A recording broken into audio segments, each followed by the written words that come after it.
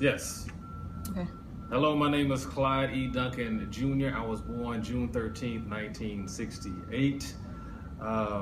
My mother and father went to Texas Southern University. My mother was Miss TSU. My father was a member of the famous Flying Tiger track team that was setting world records on a weekly basis.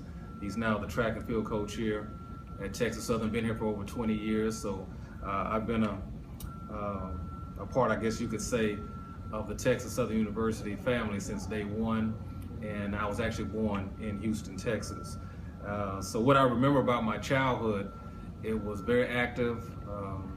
We traveled a lot. We had a lot of fun. My parents, they stayed on me as far as being academically inclined as well as athletically inclined. So I was very fortunate to have parents that kept me active, if you will. They talked about racism growing up in the later 70s, if you will, born in 1968, so coming kind of in after the civil rights movement. So I didn't see what they saw, what they experienced as far as racism and discrimination, but they did educate me on the history of our people and what we had to endure. So I'm very thankful that they gave me that type of education. So let's see here, interactions with people not of my racial background. I grew up in atmospheres where the neighborhood was very diverse. At times there was some segregation, growing up in Fifth Ward a little bit, and then moving to different parts of the city. But I also was fortunate to live in Seattle, Washington, as well as Phoenix, Arizona. So I was able to experience diversity on another level. So that was a good experience, interacting with people from different cultures and different backgrounds. I guess American history, there's so much that has happened and transpired through my lifetime. I wasn't born, if you will, when Martin Luther King was assassinated. That was the same year, but things of that nature, reading about history, people that gave their lives for civil rights, but also, of course, when we talk about American history, the thing that kind of stuck out with me, of course, was 9/11. I can remember where I was at that particular time. I was coaching here at Texas Southern University. I was in the Bell building when that information came over the television. So that's one of those moments where I remember where I was at that time in history. And what advice I would give to a young person today is really live to learn and learn to live. This thing called education is very important.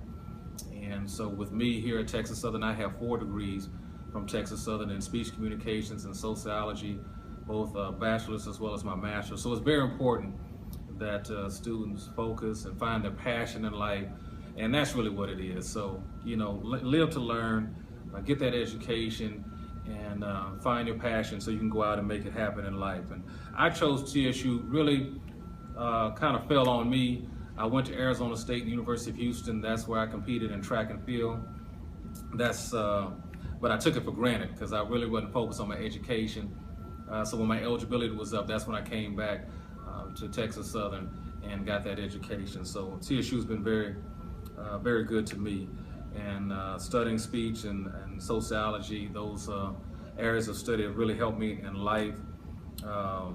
My attendance here at Texas Southern, I've told people, if you can make it through TSU, you can make it anywhere. So TSU and those who helped me, my professors, really wanted to make sure that I was prepared in life, and I really do appreciate what they have given me. So the memories I have while at Texas Southern, I just really enjoyed the atmosphere of TSU.